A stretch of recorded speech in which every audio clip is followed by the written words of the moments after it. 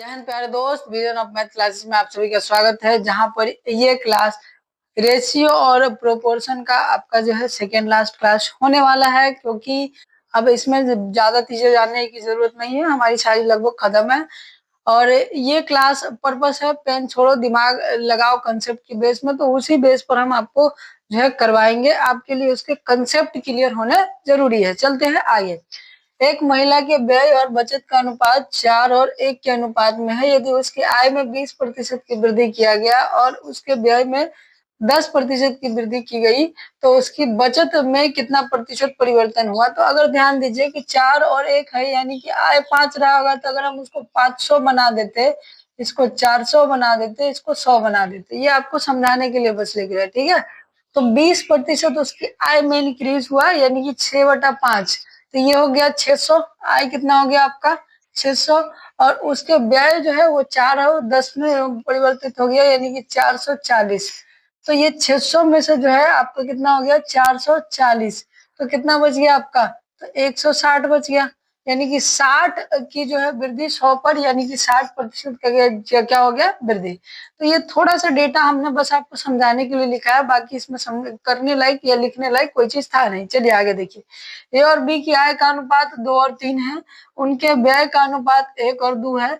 कहा है कि बी का व्यय 90% ए की आय के बराबर है, मतलब बी के व्यय का 90% ए के आय के बराबर है। इसका क्या मतलब हुआ, तो का के जिसके साथ लगे रहे वो नीचे, मतलब बी का व्यय अगर हम 100 लीजिए, तो ए का आय जो है कितना होगा आपका 90 होगा। ए का आय कितना होगा 90 होगा। तो अब यहाँ से आप लगा लीजिए एक हिसाब कि ए का आय जो है आपका 90, यानी 2 से कट जाएगा 45, तो 45 में गुना करेंगे तो 90 और 135 हो जाएगा। 45 आपका, इसमें 100 से 2 से भाग देंगे, व्यय का 2 है बी का, तो ये हो जाएगा 5, यानी कि 50। तो ये हो गया 50 और ये कितना हो गया 100, तो 40 और 35 आपका बच जाएगा, यानी कि 8 और 7 इस सवाल का करेक्ट आंसर हो जाएगा आपका। देखिए ये सब डेटा हम थोड़ा थोड़ा इसलिए लिख रहे हैं कि आपको समझ में आए, बाकी इसमें लिखने लायक ऐसा कुछ नहीं है, हम बार बार कर रहे हैं, ठीक है। चलिए, अगर आपको भरोसा नहीं है तो इस सवाल को हम डायरेक्ट बना के बताते हैं कि ए और बी की आय का अनुपात 5 और 3 है, उनके व्यय का अनुपात 9 और 5 है। ए की आय जो है बी की आय की दुगुनी है। तो ये सिंपल सा सवाल है, ए की आय बी के व्यय का दुगुना है, तो बी का व्यय कितना है आपका 5 है, तो ए का आय 10 होना चाहिए। तो इसको आप 10 और इसको 9 बना दीजिए, तो इसका जो आय में से व्यय घटा देंगे तो आपका निकल जाएगा क्या बचत, यानी एक अनुपात आपका कितना आना चाहिए।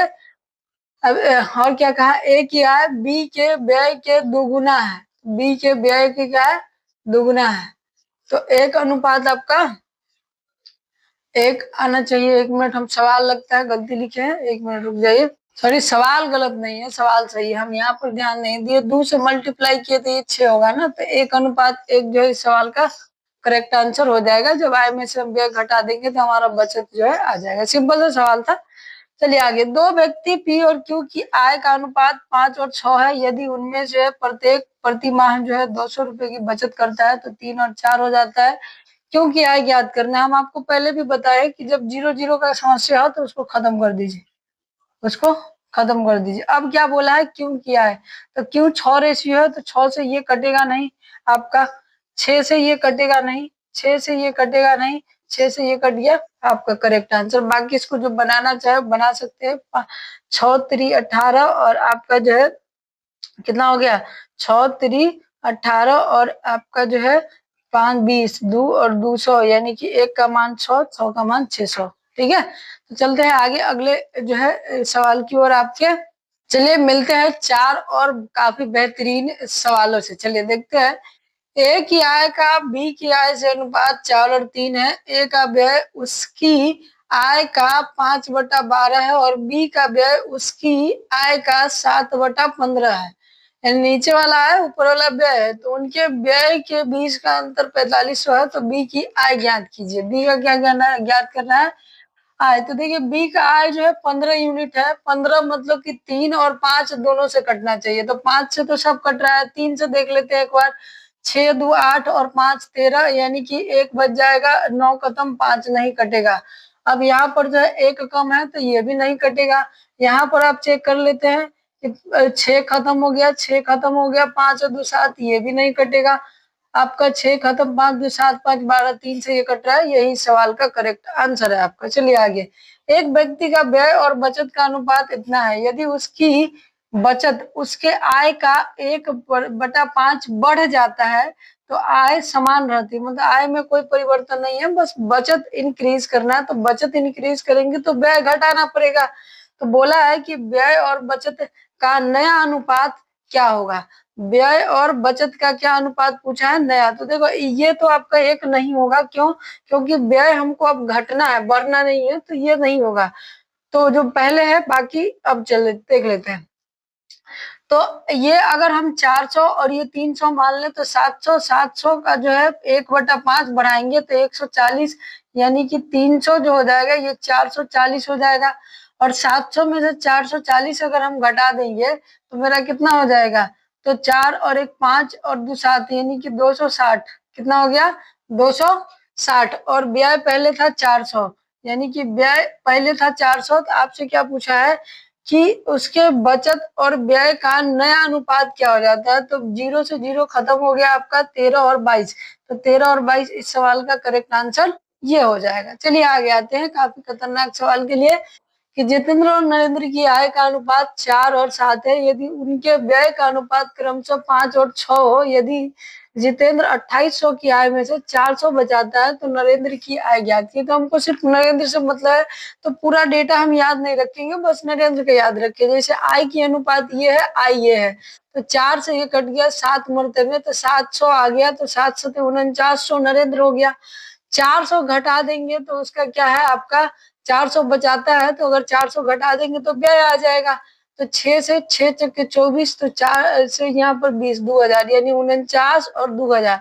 तो 49 में से 2000 हम घटा देंगे, तो यानी कि आय में से व्यय घटा देंगे तो बचत निकल जाएगा। तो 49 2000 यानी कि 2900 इस सवाल का करेक्ट आंसर हो जाएगा। आइए, ये सवाल काफी बेहतरीन सवाल है आपका, लाजवाब ये कहिए, ये काफी जो है दिमागी वाला है, कि 3 परिवार की कुल आय जो है 72,000 है, उनके व्यय का क्रमशः अनुपात इतना, अनुपात नहीं परसेंटेज में दिया है। यदि बचत का अनुपात 8 9 20 है तो दूसरे परिवार की जो है आय ज्ञात करना है, यानी हमको बी वाला इनकम निकालना है। तो ये खतरनाक सवाल कैसे हम बताते हैं। देखो बी का हमको इनकम निकालना है और इनकम का हमको रेशियो है नहीं पता। तो अगर आप ध्यान दें कि अगर 20% वो खर्चा, 80% अगर खर्चा कर रहा है, इसका मतलब 20% बचा रहा है। तो 20% का मतलब 1 बटे कितना हो गया, 5, तो इसका हो गया 40।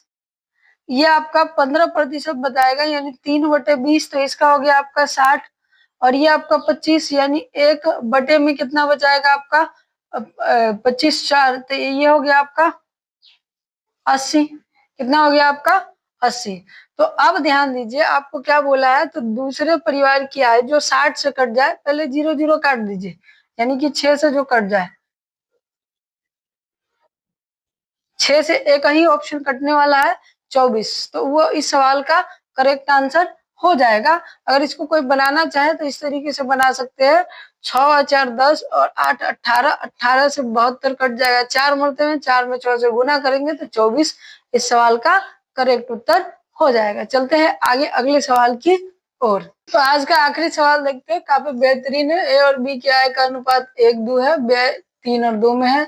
बी की व्यय का 80% ए की आय के बराबर होगा, तो बी और ए का बचत निकाले। ऐसा सवाल अभी थोड़ा देर पहले हमने देखा है, यानी कि 80% ए की आय हो गई, तो 80 1 यूनिट का मान, तो 2 यूनिट का मान कितना हो गया 60 100। तो यहाँ पर बच गया 100, जो 100 बी का व्यय होगा, तो 3 का मान 100, तो 1 का मान जो है 100/3, तो यहाँ 200/3, और यहाँ पर हो जाएगा 100। इसको घटाएंगे आप तो कितना आएगा, तो घटाने के बाद जो है इसका 160 में से 100 गया 60, इसको घटाएंगे तो 240 में से आपका 200 गया 3, तो 40/3, तो 60, इधर 40 और इधर क्या हो गया आपका 90, 0 से सॉरी 36 18 180, 0 से 0 खत्म, ये 2 और 9 आया। लेकिन आपसे बी और ए का पूछा है, तो 9 और 2 इस सवाल का करेक्ट आंसर हो जाएगा। इसको सॉल्व करके इसलिए बताया कि आपको समझ में आए। आज के लिए इतना ही, काफी बेहतरीन सवाल थे आज के आय और खर्चे के ऊपर। बाकी जो है कल के क्लास में हम लोग देखेंगे।